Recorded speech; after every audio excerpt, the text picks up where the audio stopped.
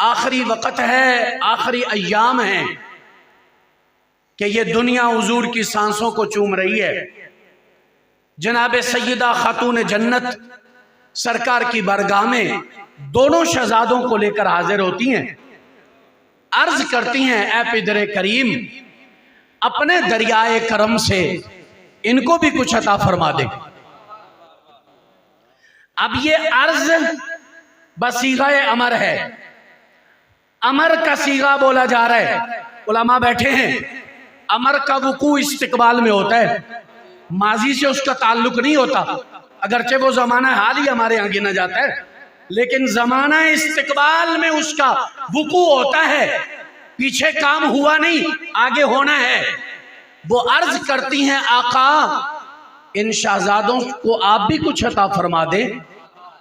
میرے آقا نے فرمایا ہاں، اما حسن فلہو ہیبتی وسروری، ہم نے حسن کو اپنا دبدبہ اور اپنی سرداری عطا کر دی ہے، وَأَمَّا حُسَيْنٌ فَلَهُ جُرْأَتِي وَجُودِي، اور حسین کو ہم نے اپنی بہادری، جرت اور اپنی سخاوت عطا فرما دی ہے۔ تو کیا پہلے عطا کی ہے یا ابھی ملی ہے؟ نہیں، لفظ بولے ہیں سرکار نے زبان سے اور ادھر ان کو سب کچھ عطا فرما دیا ہے، سب کچھ دے دیا ہے۔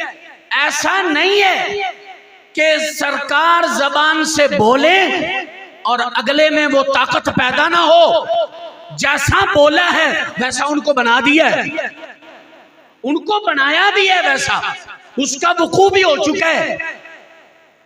ایک لمحے میں سرداری کا مالک بھی بنا دیا، ایک لمحے میں سخاوت کا مالک بنا دیا۔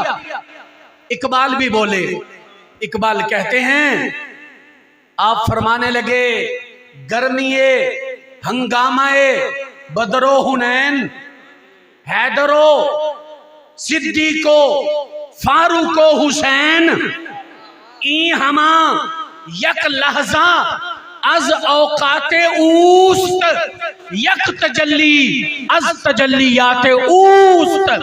فرمایا یہ جو صحابہ میں ساری شانیں تمہیں نظر آ رہی ہیں، بدر و حنین میں، کربلا میں، جہاں بھی معرکے منعقد ہوئے، یہ تو ہمارے آقا کی ایک نظر کا کمال ہے، یہ تو سرکار کی ایک تجلی کا کمال ہے۔